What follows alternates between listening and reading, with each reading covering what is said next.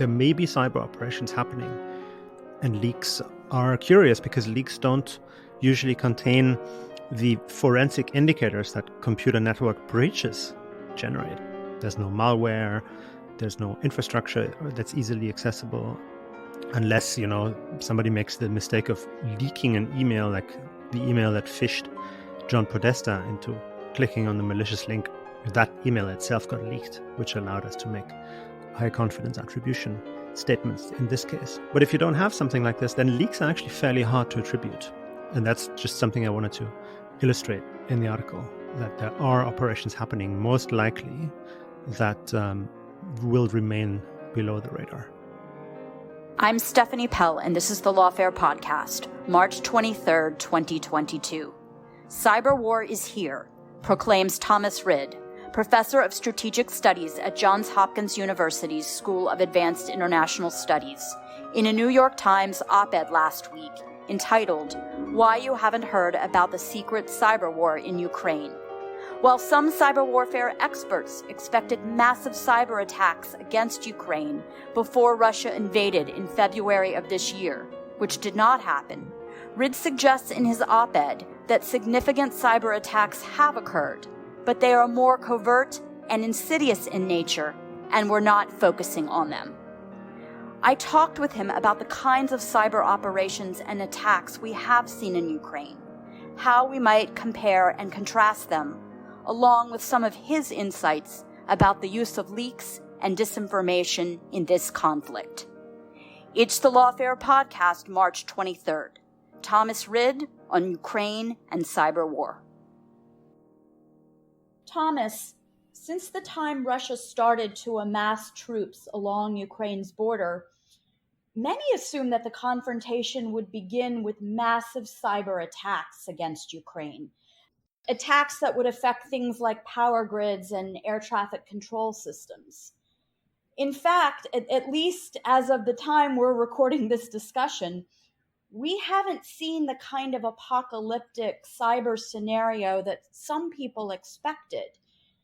Now, hindsight is 2020, but were we wrong to be expecting more massive digital strikes, especially given the fact that, as you note in your New York Times op-ed piece from last week, Russia has perpetrated a number of significant cyber attacks against Ukraine over the past 8 years? Yeah, so first off, thanks for having me on to discuss this situation and this piece that I had in the Times. I think the fact that so many people expected really bad cyber attacks that had were potentially not just limited to Ukraine but had international impact on critical infrastructure is more of a statement about our understanding of computer network attack, its historical place, than it is a statement about what has not happened in Ukraine. What I mean by that is that, I think it was now 10 years ago, I wrote an article and then book titled "Cyberwar Will Not Take Place," in which I argued that if we focus on violent incidents and think this is the high watermark of computer network attacks, then I think we're just missing the point. But instead, what we're looking at are attacks or breaches oftentimes that are designed to be continuations of age-old intelligence practices. So not military operations, that is the rare exception, but intelligence operations, espionage, collection of intelligence, covert action, meaning achieving an effect on target, and really just disinformation and influence operations. And that, I think, is what we actually have seen in this war so far. So to that point, and in continuing our discussion, I certainly don't want to suggest that there aren't significant cyber operations and attacks going on. They're not absent, but as you suggest in your piece, we are perhaps failing to notice them. We're focusing on the wrong things, failing to understand the dynamics of some of the significant cyber operations that are actually taking place in an ongoing armed conflict. So if you could talk about then what is going on, what we may be missing, and why we're missing it. Yes. So first off, I think it's really important, as you just hinted at, to appreciate that we are looking at a war, at an ongoing, fairly brutal, multi-front armed conflict. And that means that cyber attacks are by definition going to be of secondary importance. And what I mean by that is not necessarily just from a tactical planning point of view, but really from a public perception, from a coverage point of view. So we have seen, for example, one instance of an attack here in the context of the Ukraine war that really on its own, without a war happening at the same time, would be one of the most significant and most extraordinary cyber attacks of the past decade. And that is the Viasat attack against the KASAT satellite downlink that provides internet connectivity to a large number of customers, many of them industrial and government customers in Europe, including obviously in Ukraine. So that attack was quite remarkable because it required a lot of planning, it required a lot of preparation. The attacker had to develop firmware that was pushed onto modems of these satellite devices in order to break them, to make them stop them functioning normally. And we know that the Ukrainian armed forces, the Ukrainian national police, and the military and the intelligence community are customers of this service. And a senior Ukrainian cybersecurity official has admitted that it caused significant communication problems in the early stages of the war. So this is actually really significant as an attack, exactly the kind of thing we would expect to happen at the beginning of a war. And the fact that we're not recognizing it as such, and the fact that we are not essentially happy, satisfied with this level of cyber attack, shows me that I think a lot of people just had completely misguided assumptions going in. So I want to then draw out a bit of the point that you just made, looking at this attack on Viasat and comparing or contrasting it to the kinds of things that we were seeing early on, where Ukrainian banks suffered denial of service attacks, where the anonymous collective declared cyber war against the Russian government and obtained a trove of data from a Russian state-owned oil firm. Are those kinds of attacks significant? And if not, why not? And how would you compare or contrast them with the Viasat attack? Yeah, great question. I mean, some of these attacks that you mentioned, the denial of service attacks, specifically, but also some of the activism, and the Ukrainian government has even endorsed some of this decentralized, crowdsourced, computer network operation activism with its quote-unquote IT army idea. A lot of that is more of a public relations really stunt than of real operational or tactical significance. And that, I think, is the biggest difference to the Viasat situation. In fact, we don't know precisely what the Viasat impact was on the ground in Ukraine. One theory is, but there is so far nothing to substantiate that theory, is that some of the unmanned platforms in use by the Ukrainian armed forces could have relied on this uplink that was interrupted. So that, might have been a significant impact, but we don't know. And this is completely to be expected because, of course, the Ukrainian armed forces have no interest in revealing successful cyber attacks at this stage of the war. In fact, we may never find out what happened precisely. I'm sure at some point, because of, this war will be studied for decades. At some point, we will find out more, I think. But when we look at cyber attacks in the context of this war, I think we have to just look at them from a level of, in terms of how sophisticated they were, how much work and preparation went into planning and executing them, and then especially how targeted were they? Did they target capabilities that were really significant? Or, a website defacement on a government website is not really that significant, given that the Ukrainian government is using mostly Western social media platforms to get their message out. I believe you also make the point in your op-ed that the Viasat attack is much more covert and insidious. Can you talk about that a little bit more and the implications it would have? Yes. So, in fact, many of the most high profile computer network attacks, and when I say computer network attacks, I mean attacks that are designed to affect the target, not just take out information and steal information like is done in intelligence collection. But many of these attacks are designed to be stealthy, at least for a time. Most famous case, obviously, is Stuxnet, attack against the Iranian centrifuges in Natanz. And Viasat, how does that relate to the Viasat situation? Well, we know about Viasat only because of the collateral effects. The investigation into what happened started because of collateral effects in a German wind park and elsewhere in Europe. In total, as many as 100,000 modems may have been knocked off. So a lot of people were looking for a reason there. And that raises the question, why did the attacker not ring fence the target? Why did they not target in a more specific fashion? Because if they only targeted the Ukrainian armed forces communication infrastructure, most likely we would still not know about the case because the investigation would not have kicked off in the same way. Let me give you another example. In the article, I also mentioned a rather remarkable leak of names of Russian military personnel. Tens of thousands, possibly more than 100,000 individual names, complete with passport number, phone number, address, military unit affiliation, were leaked in Pravda in Ukraine on the 1st of March in the newspaper. And the leak was essentially a number of Excel sheets and CSV files that were just given to journalists to circulate, and they're floating around, although some of them are not publicly available easily yet.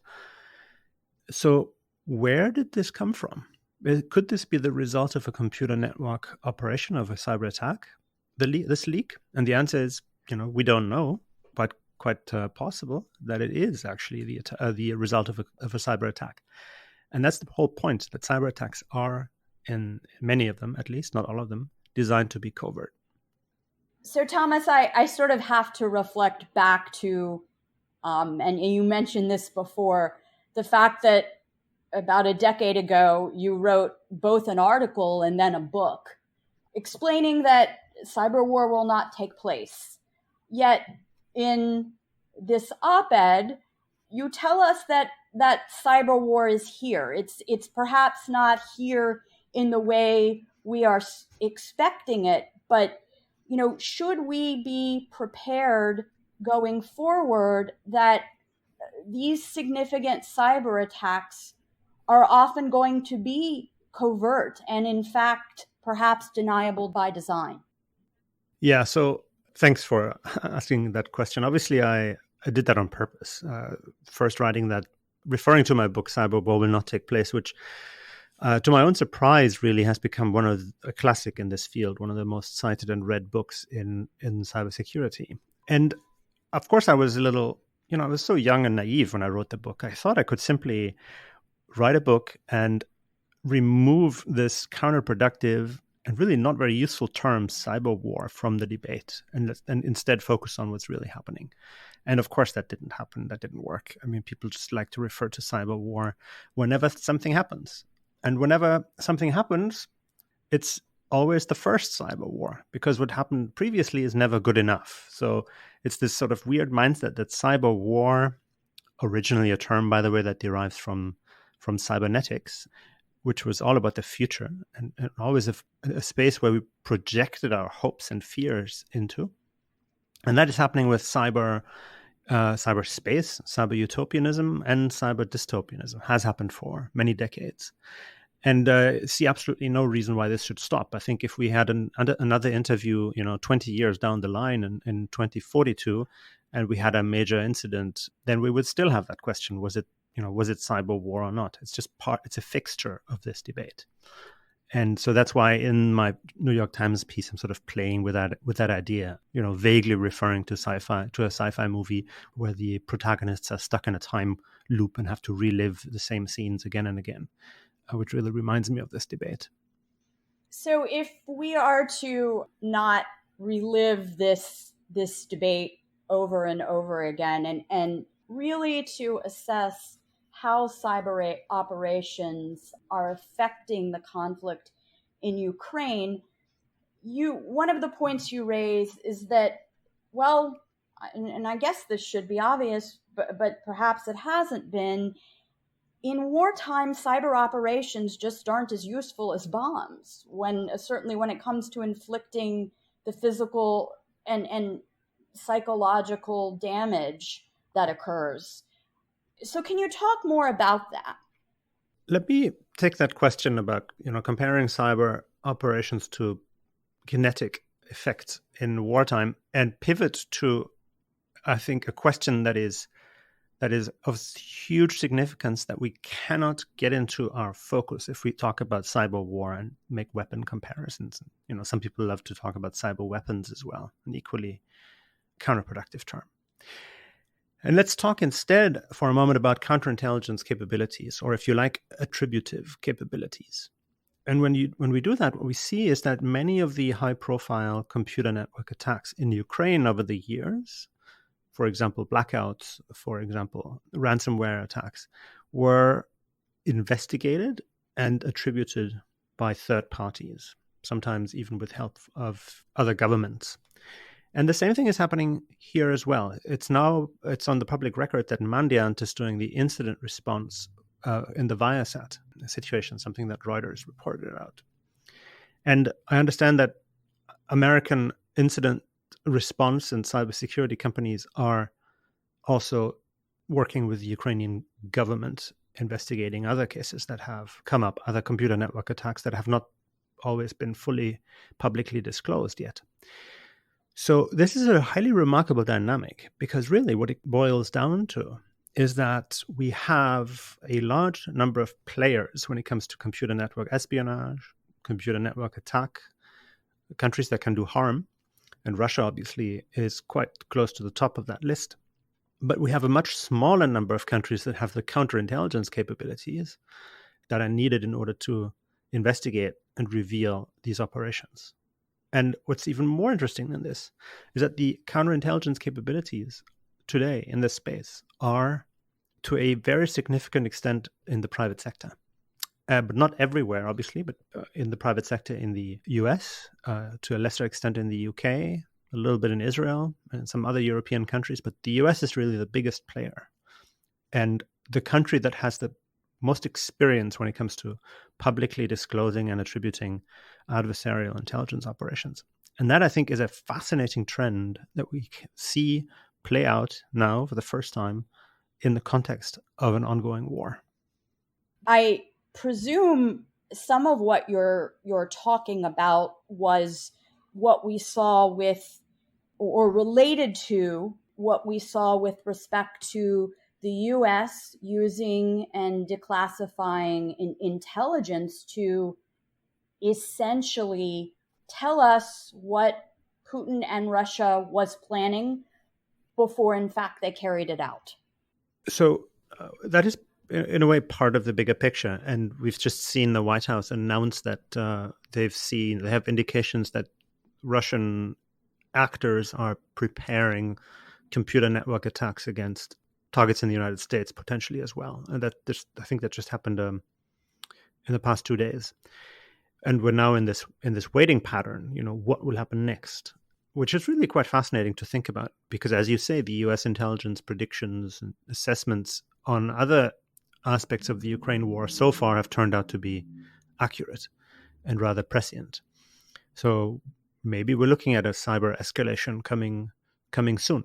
But what I had in mind in my response there is something slightly different, and that is that, why can we have such a detailed and fine-grained conversation about most major computer network operations? It's because there's an entire investigative community, if you like, an entire counterintelligence community in the private sector, sometimes in the nonprofit sector, that will investigate capabilities when they get disclosed, like malware, payloads, that will investigate infrastructure when we find it of computer network attacks.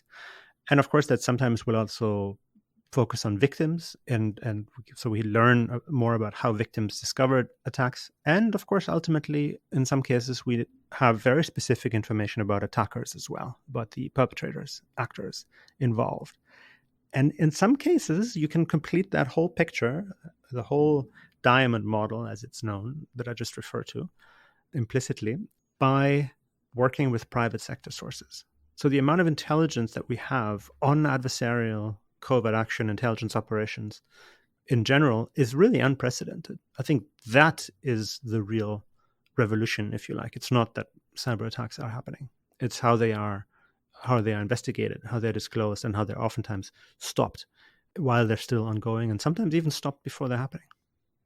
So with that kind of private sector capability, if you will, that is arguably, part and parcel of good defense and response, how do you think the U.S. government should interact with the private sector? How should it best partner to really leverage those capabilities? Yeah, we see a lot of cooperation between the government and the private sector. I think there's a lot more going on than ultimately becomes public in terms of information sharing. The FBI, for example, sharing various flash alerts with industry partners that are never or rarely become public because they're not designed to be revealed publicly. Otherwise, you would alert the adversary as well, which would defeat the purpose. So obviously, information sharing is a major component of what's happening, and there certainly the US government can further improve what is happening.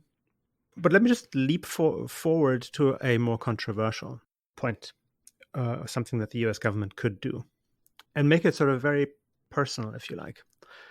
As somebody who teaches cybersecurity and intelligence history at a major university here in town, at Johns Hopkins, I constantly run into this problem of leaked material. There's a very high volume of leaked material out there. WikiLeaks, various different sources that made it onto WikiLeaks, Snowden, shadow brokers, just to name a few, but there are more. Files that are technically still classified, and therefore my students, especially those students who would like to get a security clearance, are very concerned about. So I always have to play this game with them, or I have to dance with them at the beginning of the term, that I will tell them that I will use the best material available to inform their case studies and our teaching, but I will not show them any classified documents, because that could potentially put them into a difficult spot and when they apply for jobs in government. That whole situation is obviously not limited to teaching, but also, I've had so many conversations with people in government or the intelligence community who simply don't even know what's in the Snowden files because they can't read the original files because they're technically still classified. It's truly a bizarre conversation sometimes. That is a bizarre situation that, in my estimation, actually does make it more difficult to have a focused, really pragmatic conversation about lessons learned, about capabilities, about cases, about how attribution is done in practice even.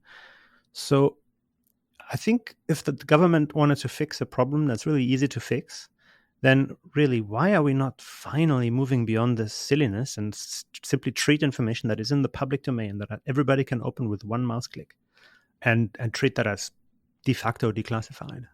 That I think would make a huge contribution to this wider debate. So that's a really interesting point. I will just say I shared some of the same challenges you described when I taught cyberethics at West Point. I was just curious, how did you encounter the problem? It was difficult at times to have the kinds of discussions that I wanted to have, because the source material sometimes, even, in major newspapers, came from classified evidence, and I needed to be very careful because the students that I was teaching had security clearances and were preparing to be officers, in the United States military. Yeah, I have so many anecdotes in this context. Some of them, I remember once running a course, like an internal teaching seminar for an entity that is part of the intelligence community here in Washington. And I wanted to show to these officers a set of leaked files from 1960. This is a famous case that I'm discussing in another book, a famous Soviet leak that was really one of the most effective ones in the Cold War of American classified information. But they forged some of the information. It was not just a leak, it was also forgeries slipped into the leak. And I said, why don't we take this historical case study and see whether you can spot the forgery, see whether you can actually find the page that is completely fake. It's a fun exercise, actually. So they debated and got back to me and said, yeah, we understand this is a bit of an awkward situation, but really we can't look at those files because they're still classified. And we just don't know if they've been declassified in the meantime. These were 70 years old. So just to illustrate your point.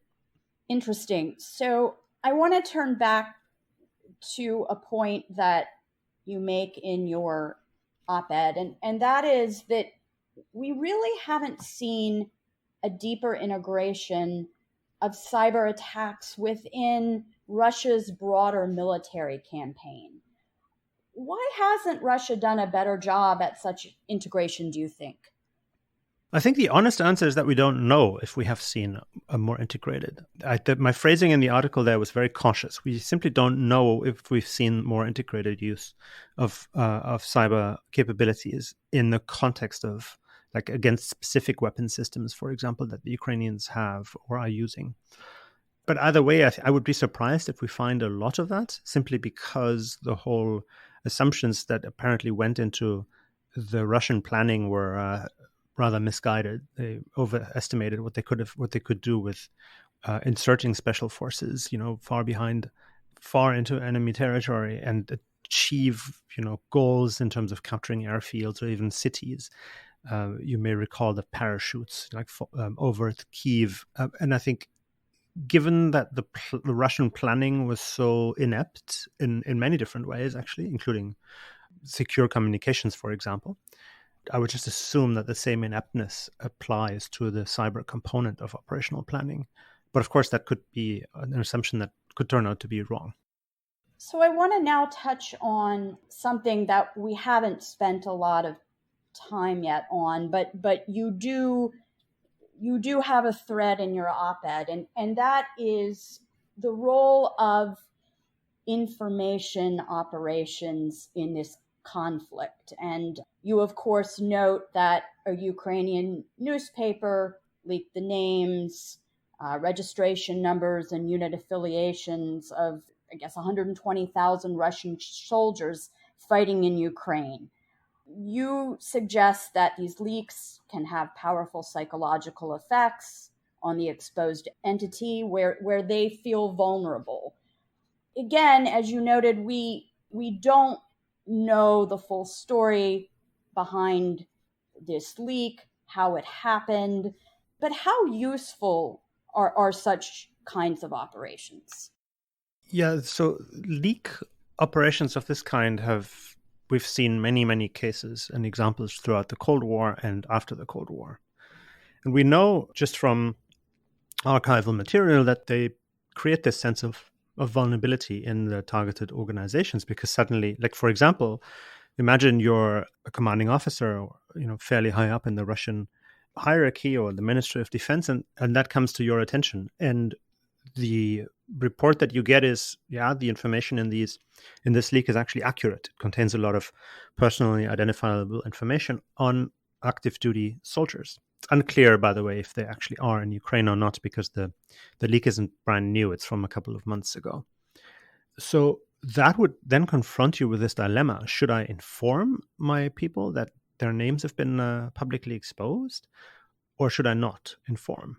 And either way, both are bad options, because if you inform them, then you spread this sense of vulnerability throughout your organization.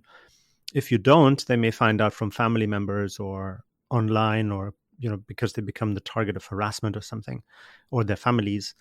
So it's really a tricky situation, a leak like this. But of course, we shouldn't overestimate how significant it is. It will only become clear years after the fact, if at all, how it played out, where it came from.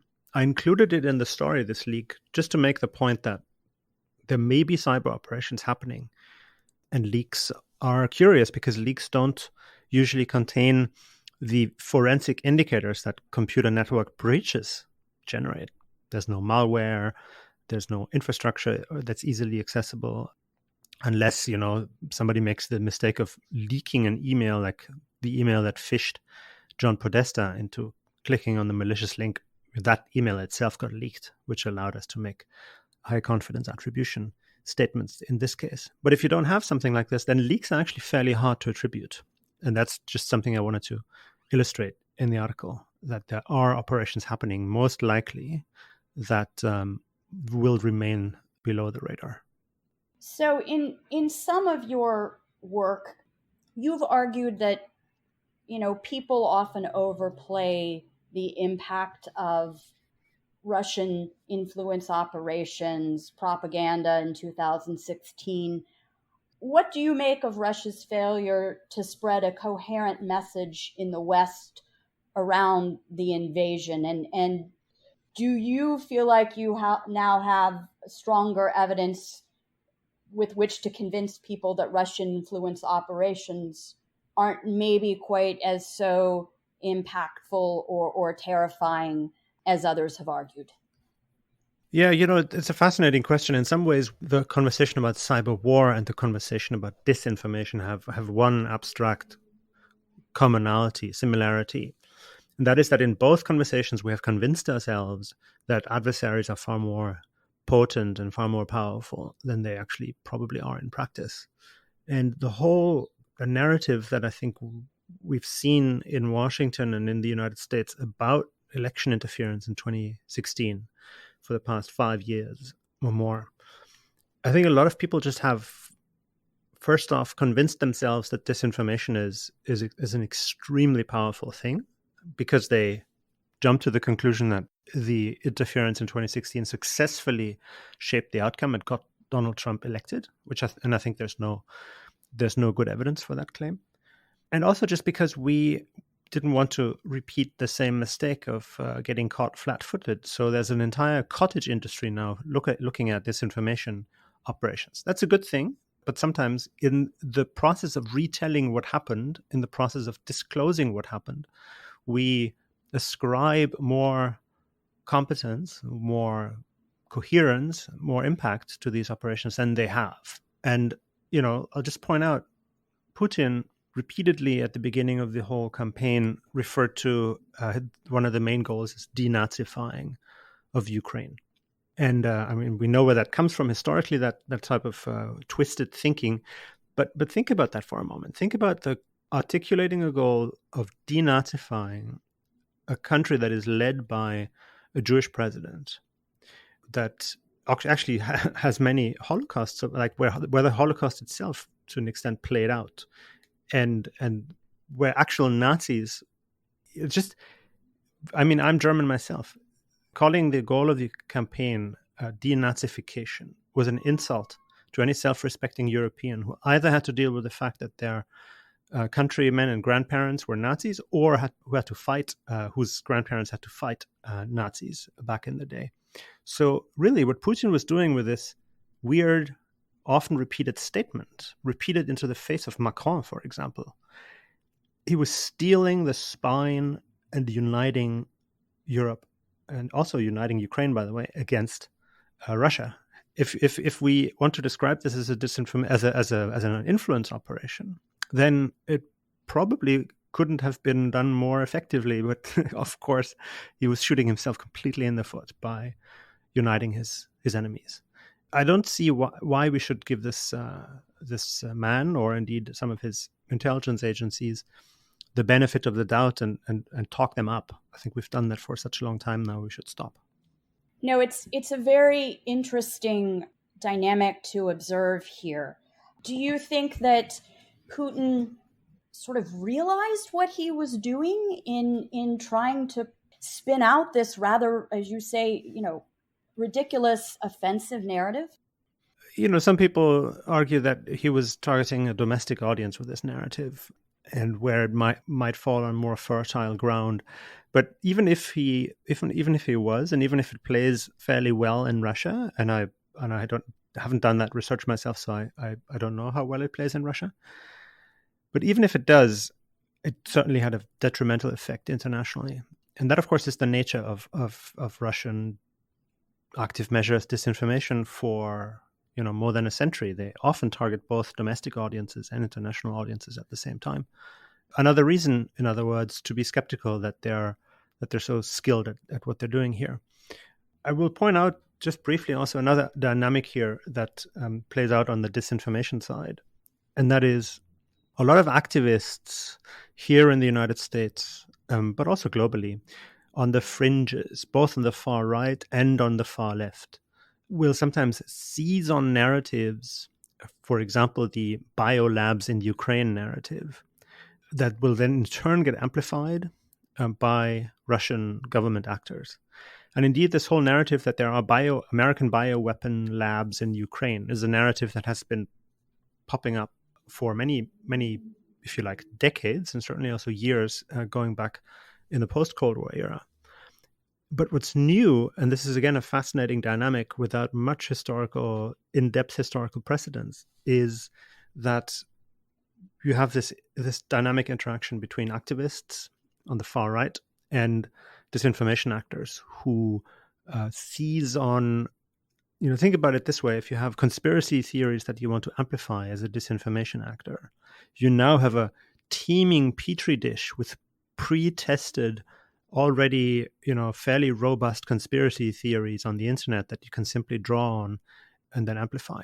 That was much harder to do pre-internet. And this dynamic is only now coming to full bloom. So it's an interesting situation to watch. Would it be fair to say that we should expect that kind of dynamic to proliferate, to stay?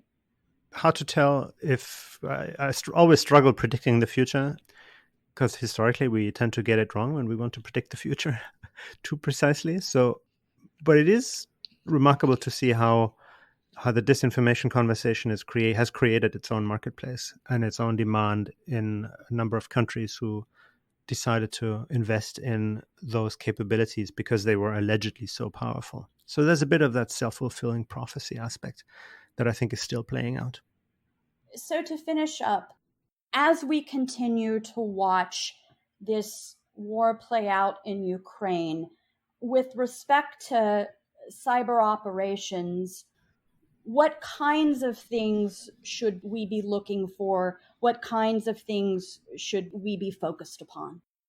Yeah, so the Biden administration's recent warning that cyber attacks potentially against American targets are in the making, and we should expect them to happen.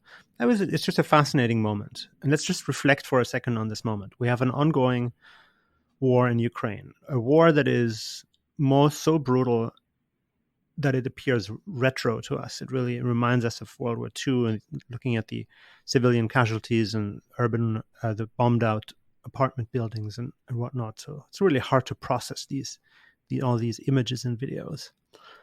And in that context of a looming escalation in Ukraine, we are suddenly thinking about the cyber component hitting us at home.